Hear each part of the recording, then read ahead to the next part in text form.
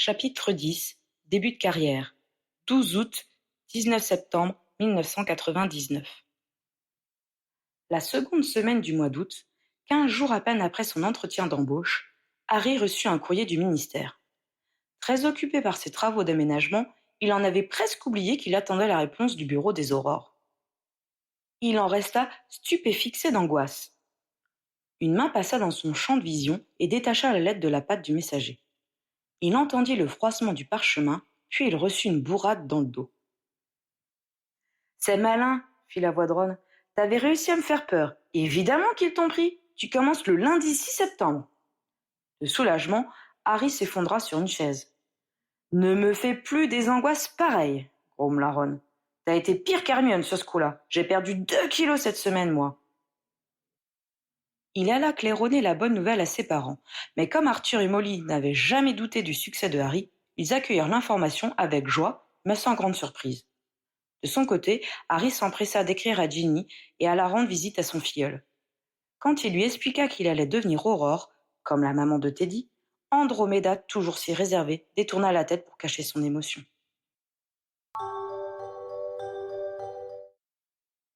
Quand Ginny débarqua au bout de la quinzaine, Harry et Ron venaient tout juste de prendre leur quartier dans la maison rénovée.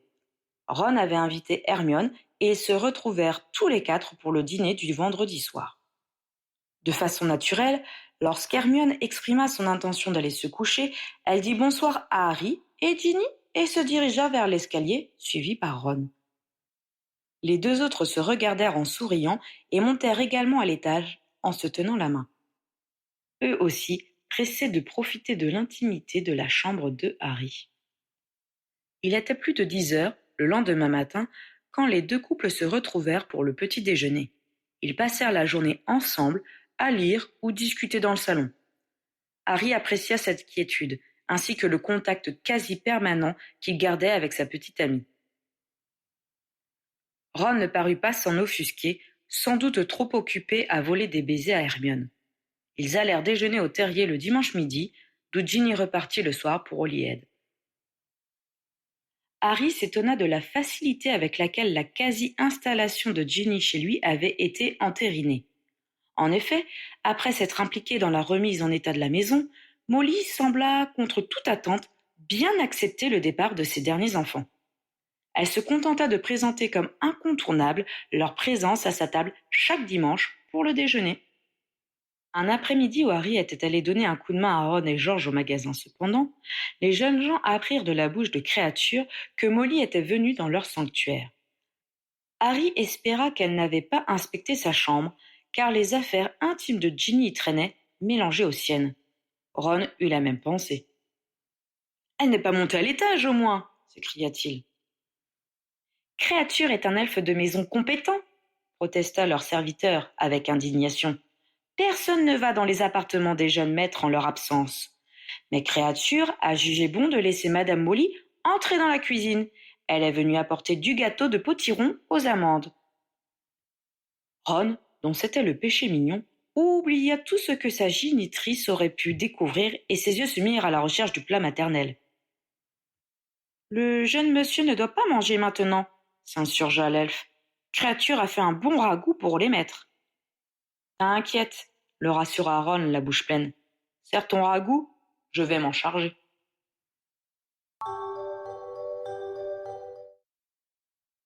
Le premier lundi de septembre, Harry se rendit dans l'atrium du ministère. Cheveux-Gris y était avec 4 jeunes gens tout frais émoulus de Poudlard. Vicky Frobisher, qui avait été dans la classe de Harry et Ginny, et 2 Poufsouffles, Kevin Whitby et Eleanor Branston. Cheveux-Gris tendit la main à Harry et se présenta. « Dave Fawcett, commandant du bureau des Aurores. »« Bonjour, commandant. »« Nous n'attendons plus qu'une personne, » lui indiqua Fawcett. Harry salua ses camarades de la tête et regarda le centre de l'atrium. Il avait déjà remarqué, lors de ses précédents passages, que l'ignoble statue représentant des sorciers assis sur des moldus avait disparu. L'endroit était toujours vide et Harry était satisfait de constater que l'ancienne composition n'ait pas été remise en place. Il espérait voir un jour se dresser un monument montrant sorciers moldus et créatures magiques sur un pied d'égalité. Mais elle savait que ce ne serait pas pour tout de suite. Quand le dernier aspirant arriva, Harry reconnut Owen Harper, l'attrapeur de Serpentard.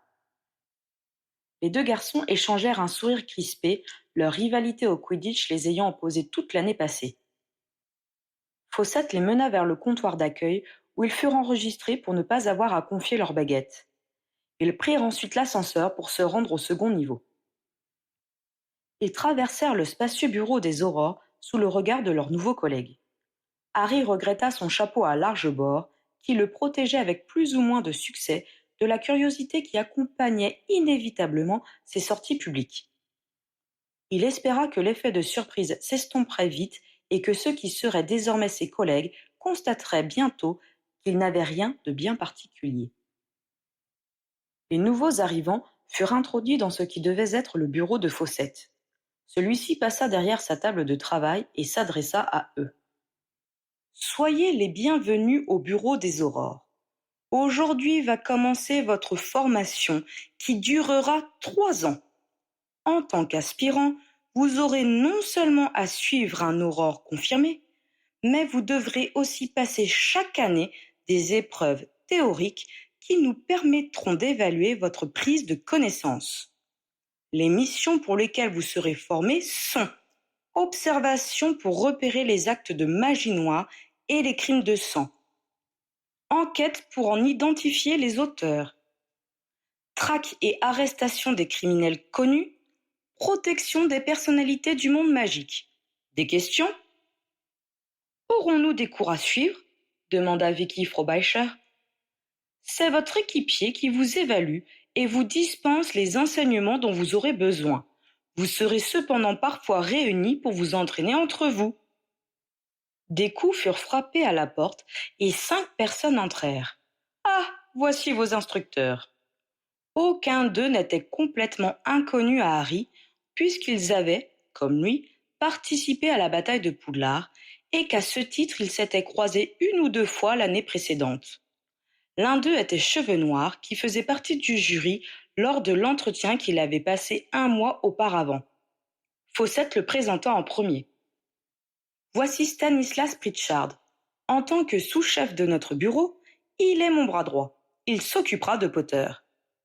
Sans attendre, Pritchard tendit la main à Harry, qui la serra en se demandant s'ils allaient s'entendre. Il lui avait paru bien sec, voire agressif, pendant l'entretien d'embauche. Fawcett nomma ensuite les 4 autres aurores et leur confia leur aspirant.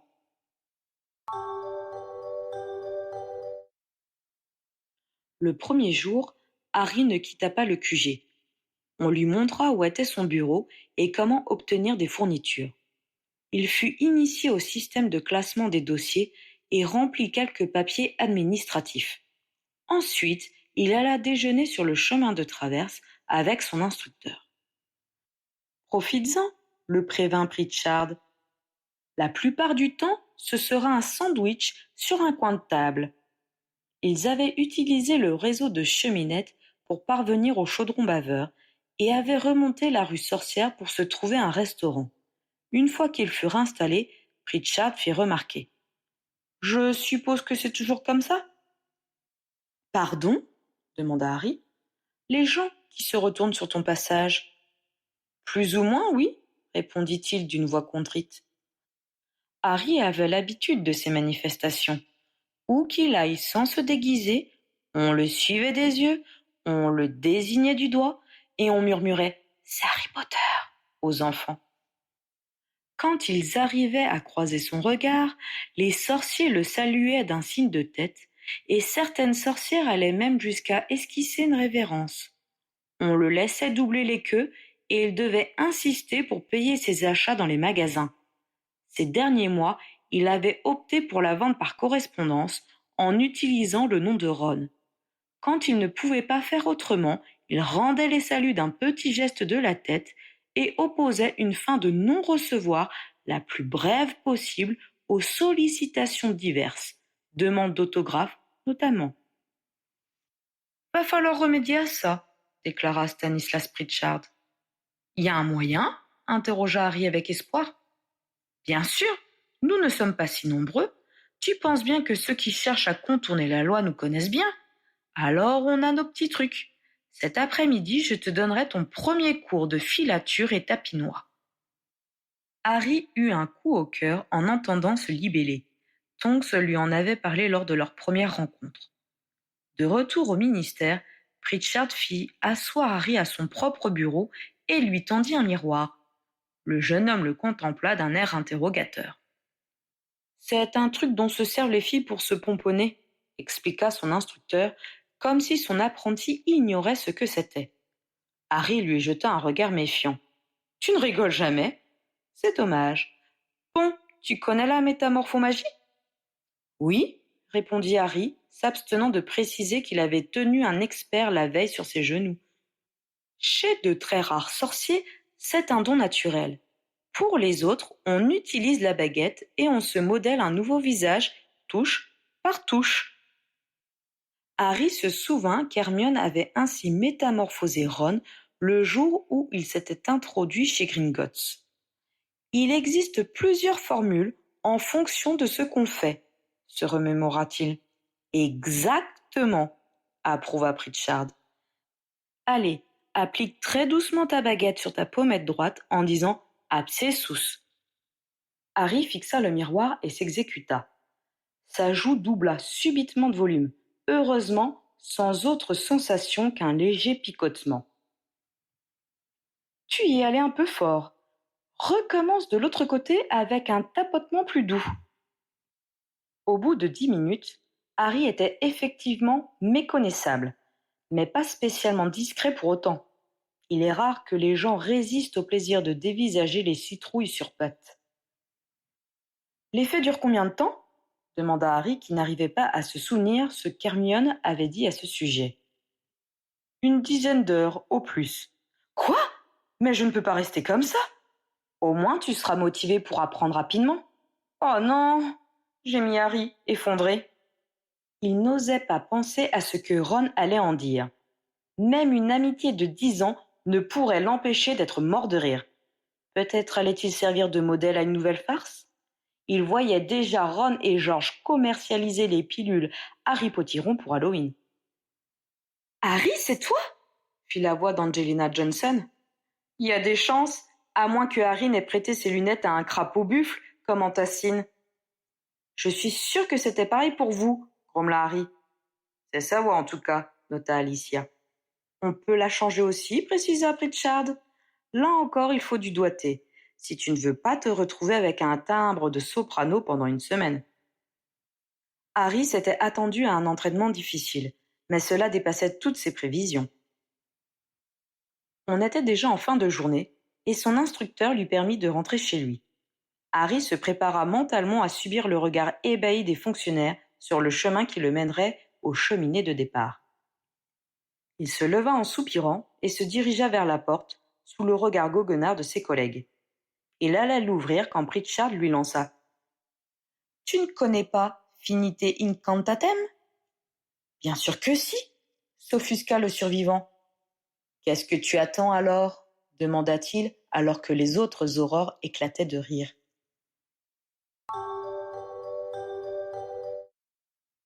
Dans un premier temps, Harry avait été assez mortifié du tour qu'on lui avait joué.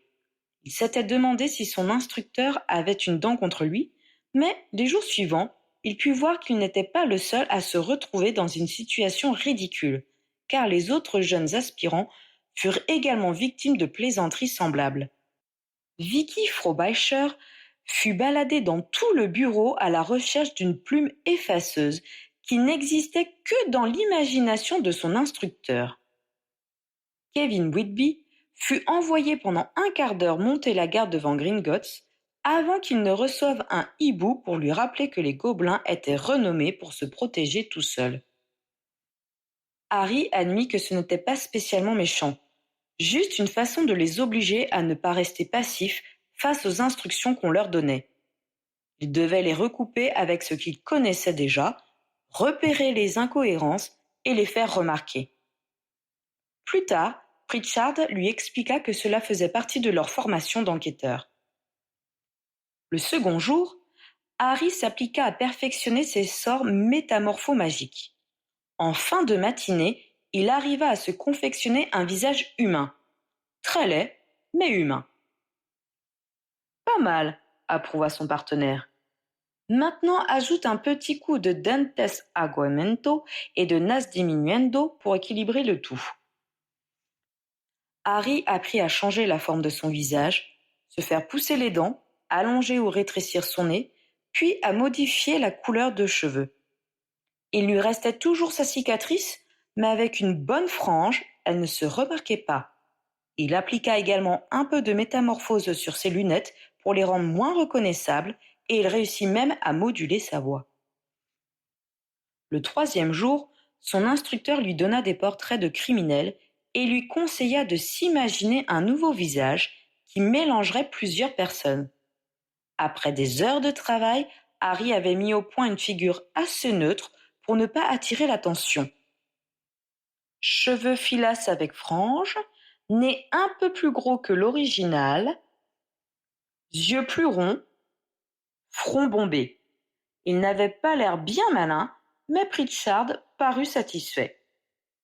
Adopté, tu t'en souviendras? Oui, je crois. Parfait. Maintenant, tu recommences sans miroir. Finite incantatem. Le 4e jour, il parvenait plus ou moins à se grimer sans se regarder dans la glace. Pritchard lui donna pour instruction de continuer à s'entraîner tous les jours, jusqu'à ce qu'il arrive à se transformer en quelques secondes.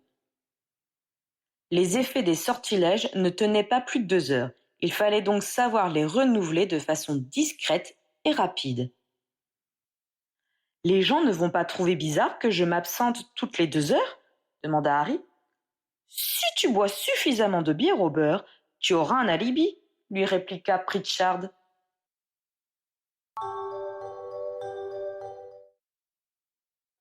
À la fin de la première semaine, Eleanor Branston proposa aux aspirants d'aller au pub pour fêter leur nouvelle fonction. Bonne idée, approuva Owen Harper. Juste un coup de cheminée à passer pour prévenir chez moi. Harry accepta lui aussi, Ginny ne devant pas rentrer ce week-end-là. Il envoya un message à Créature et suivit les autres dans un bar sympathique du chemin de traverse.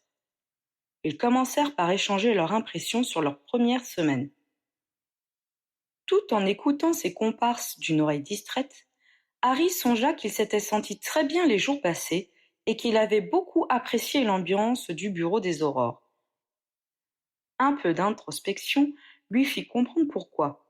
Il n'était pas traité là-bas comme une bête curieuse ni comme un héros, mais pour ce qu'il était, un aspirant de première année.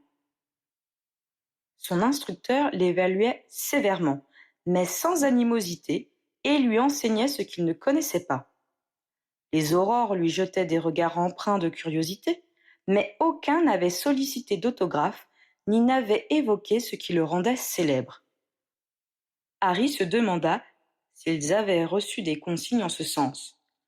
Quant aux aspirants de première et seconde année, il les avait fréquentés pour la plupart à Poudlard, en classe, dans son équipe de Quidditch ou dans le cadre de l'AD, et leur relation était presque normale. Il avait enfin trouvé sa place. De façon naturelle, il se joignit à la conversation et évoqua l'enseignement qu'ils étaient en train de suivre. Ils rirent des petits bizutages dont ils avaient été victimes en se taquinant mutuellement à ce sujet et comparèrent les formations qu'ils avaient reçues. Harry mit à profit son samedi matin pour dormir. En milieu d'après-midi, Teddy et Andromeda vinrent lui rendre visite.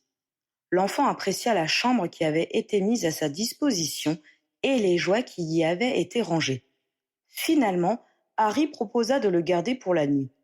L'enfant retrouverait sa grand-mère le lendemain chez les Weasley. Après avoir fait dîner Teddy, Harry le mit au lit à 20 heures en lui chantant « Weasley notre roi », version Gryffondor. Il commençait à avoir la main.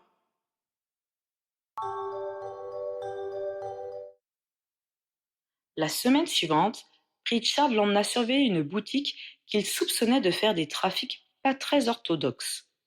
Ils se placèrent à quelque distance et feignirent d'être des connaissances en pleine conversation, tout en gardant un œil sur ce qui rentrait et sortait de l'endroit. Bien, commença Pritchard. À ton avis, qu'est-ce qu'on fait chez les aurores? On poursuit les mages noirs? Exactement. Les mange-morts encore en liberté, par exemple. Pardon? s'affola Harry. Tu ne savais pas? Remarque, ce ne sont que des petits poissons par rapport à ceux qu'on a capturés à Poudlard. Harry le fixa ébahi. Mais comment avait-il pu ne pas y penser? La réponse lui vint rapidement.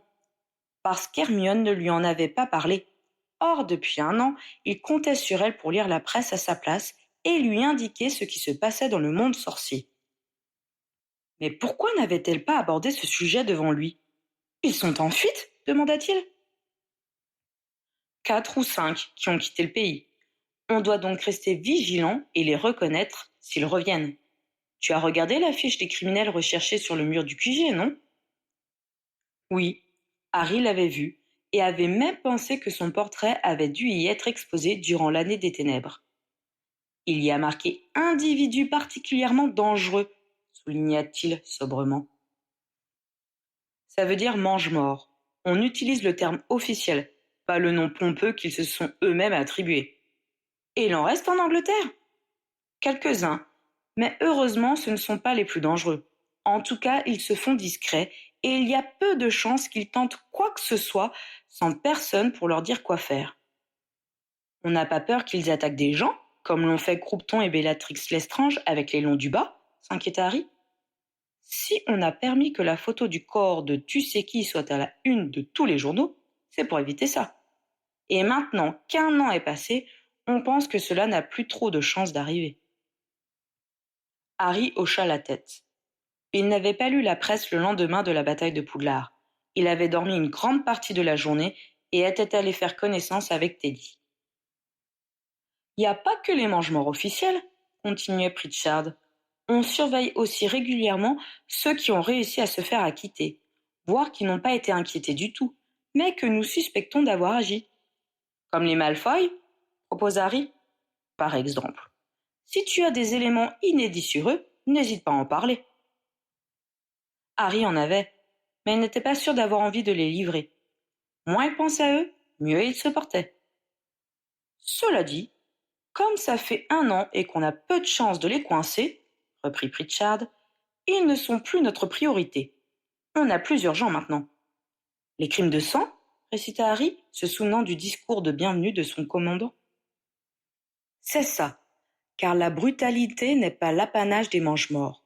On intervient donc dans la triste disparition des oncles à héritage et pour la dizaine de petits meurtres entre amis qu'on a chaque année. Moitié histoire de sous, moitié histoire de fesses. La guerre n'a pas suspendu les crimes privés, bien au contraire. Et comme on a laissé tomber les enquêtes pendant l'année des ténèbres, on a eu pas mal d'homicides et maltraitances commis en toute impunité. Maintenant, on éponge les dégâts. On s'occupe aussi des morts suspectes et des gros trafics, comme aujourd'hui. Tu vois, ça ne chôme pas chez nous. Pourquoi avez-vous laissé tomber les enquêtes pendant la guerre? s'étonna Harry. On avait des impératifs chiffrés pour l'arrestation des opposants au régime. Et cela nous prenait tout notre temps, tout simplement. Harry le regarda, révolté par ce qu'il découvrait. Et ce n'est pas le pire, ajouta Pritchard. Comme c'était impossible d'atteindre les objectifs qu'on nous assignait, même en s'y consacrant pleinement, on a été obligé de traiter avec les rafleurs. Avec les rafleurs? s'écria Harry, de plus en plus choqué. La plupart étaient des truands que nous connaissions bien, mais on avait tellement besoin de leurs services pour ne pas attirer les foudres des mange-morts que des accords ont été passés. Quand un de ces types nous livrait un opposant, on oubliait son dossier criminel. « Mais comment avez-vous pu faire ça ?» questionna Harry, atterré. On n'avait pas trop le choix. Quand notre commandant nous donnait un ordre explicite, soit on obéissait, soit on sautait. Summers et Pilgrim ont passé 3 mois planqués à la campagne pour avoir refusé d'obéir. Harry n'osa pas demander à Pritchard ce qu'il avait pensé de tout cela, mais son instructeur sourit, comme s'il savait parfaitement les questions que se posait son aspirant. Il y avait des façons plus discrètes de contourner les ordres officiels. Ce n'est pas pour critiquer mes collègues, mais une fois qu'ils sont devenus des fugitifs, ils n'ont plus servi à grand-chose. Il était bien plus efficace de faire comme si on obéissait et d'utiliser les informations qu'on récupérait pour prévenir ceux qu'on était supposé arrêter. Si tu étudies les rapports de cette année-là, tu verras que le nombre d'arrestations ratées est impressionnant. Faut savoir être un peu serpentard des fois. Harry décida de ne pas commenter la dernière phrase. Il préféra demander: Votre commandant, il ne vous couvrait pas? Non. Et les aurores réfractaires qui se sont fait prendre ont gagné un aller simple pour Azkaban. C'est un vrai gâchis. Robarts était un bon aurore avant qu'on lui pourrisse la tête à coups d'impérium. Qu'est-ce qu'il est devenu? Il est à Sainte-Mangouste. Quand on résiste vraiment, on risque des lésions irréparables. Sa femme m'a raconté qu'ils s'y sont mis à 3 pendant plusieurs heures avant d'arriver à le faire craquer. Ensuite, ils l'ont maintenu plusieurs mois sous emprise. Il n'avait aucune chance de s'en sortir indemne. Tu veux dire que l'Imperium rend fou? Quand l'esprit est fort, oui. Lorsqu'on cède facilement, si on n'a pas assez de volonté ou qu'on est trop effrayé pour vraiment résister, on peut s'en tirer. Mais si on tient bon, l'esprit casse plutôt que de plier. Pourquoi crois-tu que ce soit un impardonnable? Il y a d'autres façons de contraindre les gens à faire ce qu'on veut. Chantage, menaces, corruption. C'est punissable, bien sûr, mais pas autant, car ce n'est pas aussi dangereux. Harry frissonna. Il songea à la tentative de Voldemort de l'obliger à s'agenouiller. Serait-il devenu fou si son ennemi avait pris le temps de le soumettre? Puis, il se remémora sa propre utilisation du sortilège. Qu'aurait-il fait si le gobelin qu'il avait pris pour cible lui avait résisté? Aurait-il été jusqu'à faire craquer son esprit? Pritchard le contemplait, scrutateur, comme s'il savait à quoi Harry pensait. Harry considéra que c'était le moment ou jamais d'éclaircir ce point. Pourquoi vous m'avez accepté alors que vous saviez que moi aussi... Harry était si gêné qu'il n'osa terminer. Pritchard le regarda un instant avant de lâcher. Je ne sais pas si on peut faire une carrière chez les aurores sans aller un jour au-delà des règles. Ce qui compte, et c'est ce qu'on a voulu déterminer en te questionnant, c'est si tu le referais à tort et à travers. Or, visiblement, tu n'en es pas fier. Harry hocha la tête. Cela ne l'empêchait pas de dormir, mais ce n'était pas un bon souvenir pour autant. Pritchard eut un demi-sourire avant d'ajouter.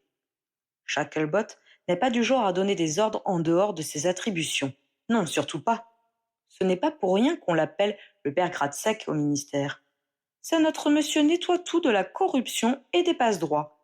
Mais on a travaillé avec lui pendant des années, alors il n'avait pas besoin de nous faire un dessin pour qu'on sache à quel point il voulait te voir entrer chez les aurores.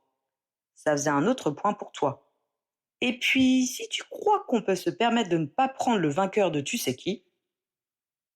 Harry faillit répéter qu'il n'avait pas fait grand-chose, puisque c'était le sort de sa mère qui avait été décisif, mais se remémora la scène dans la clairière, alors qu'il attendait d'être tué pour éliminer la part de Voldemort qu'il portait en lui. Non, on ne pouvait pas dire qu'il n'avait rien fait. Harry n'aimait pas qu'on le félicite, mais ne voyait pas l'obligation de se rabaisser devant son partenaire. « J'ai encore beaucoup à apprendre, dit-il plutôt. Au moins, tu en as conscience. Mais il y a quelque chose que tu sais déjà. En quoi consiste le devoir d'un aurore digne de ce nom? Parce qu'il ne faut pas croire que tous les collègues avaient besoin d'un impérium pour suivre les consignes du ministre. Certains d'entre nous ne se sont pas fait prier pour faire ce chiffre-là. Pourquoi n'avoir pas choisi comme commandant une personne convaincue par cette idéologie alors? S'étonna Harry. C'était un message pour les autres, ce qui risquait d'arriver si on résistait un peu trop. Harry déglutit, dégoûté. Ceux qui étaient d'accord avec le régime des ténèbres sont toujours en place? Demanda-t-il. Le père Gratte-sec s'en est occupé. Cela dit, il doit bien en rester un ou deux qui doivent regretter ce temps-là, mais qui ont su la boucler. Qui? S'enquit Harry. Pritchard haussa les épaules. Je ne vois pas en quoi cela te servirait de le savoir. D'ailleurs, je n'ai pas de preuves, juste des soupçons. Pour en revenir à tout ce qu'on a mis de côté pendant 1 an, continua-t-il, laissant Harry sur sa faim, il a bien fallu faire une croix dessus, car les indices qui nous auraient permis d'enquêter ont disparu. Par contre, on essaie de serrer la vis, cette année, histoire que nos chers concitoyens ne prennent pas trop l'habitude de pouvoir agir à leur guise.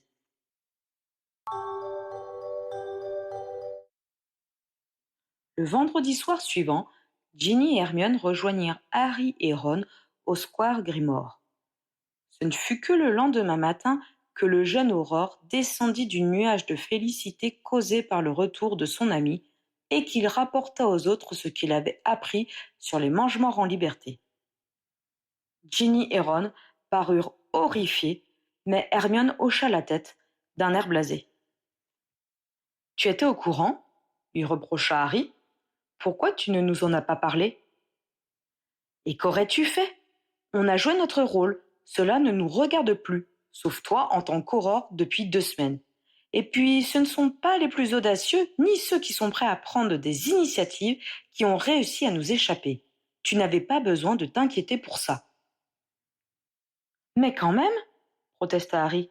« Ce n'est pas rassurant, » renchérit Ron. « Déjà que savoir Lucius Malfoy en liberté me rend malade. »« Oh, lui, je pense que la façon dont il a été traité par son maître lui a servi de leçon, » commenta Hermione.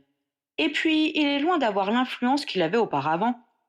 Il a échappé à Azkaban, mais on a réussi à lui prendre pas mal de son argent en lui infligeant des amendes. » Harry se demanda depuis quand Hermione disait « on » en parlant du ministère. Elle ne devait sûrement pas limiter ses interventions au département des créatures magiques. Il relata ensuite ce qu'il avait appris sur la suspension de toute enquête criminelle durant l'année des ténèbres. Ron et Ginny en furent aussi choqués que lui.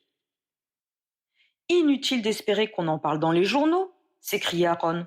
« Ce ne serait pas forcément une bonne chose !» lui opposa Hermione. « Pas besoin de faire savoir à tous les malfaiteurs que les aurores ne s'occupaient pas d'eux, d'autant que le service de la justice magique rencontre le même problème.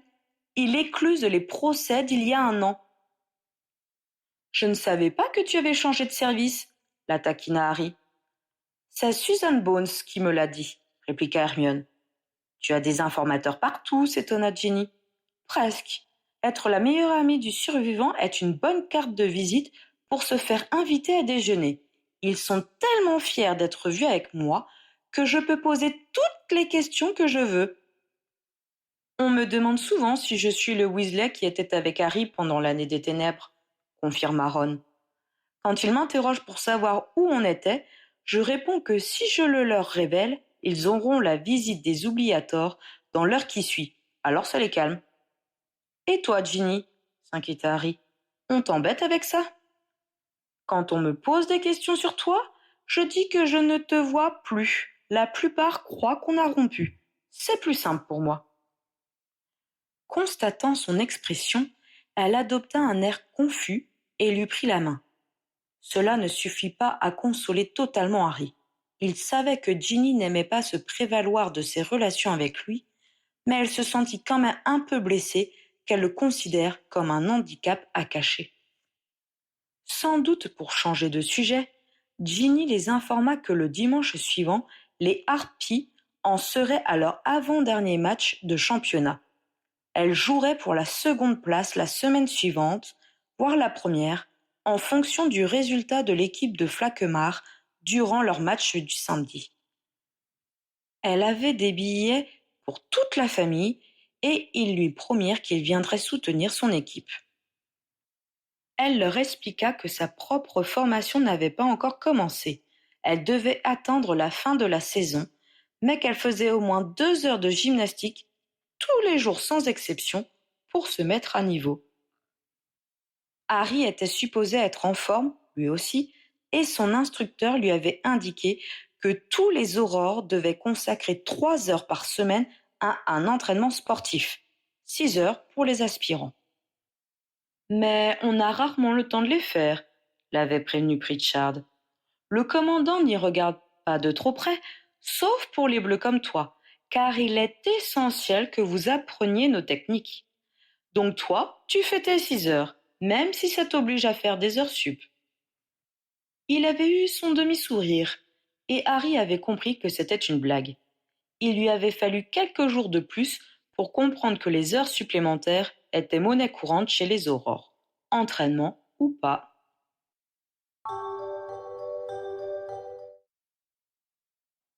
Le lendemain, Harry alla chercher Teddy en fin d'après-midi, et l'enfant retrouva sa chambre avec plaisir. Le dimanche midi, tout le monde se transporta chez les Weasley, où il se joignit à Andromeda et au reste de la famille, à l'exception de Charlie, qui était de garde ou qui avait eu d'autres projets. Ginny repartit le soir à Holyhead et Hermione chez ses parents. Ron et Harry rentrèrent au square Grimoire. Même si chacun d'entre eux aurait préféré une vie de couple plus conventionnelle, leur cohabitation à deux se passait bien. Après tout, c'était leur 9e année de vie commune.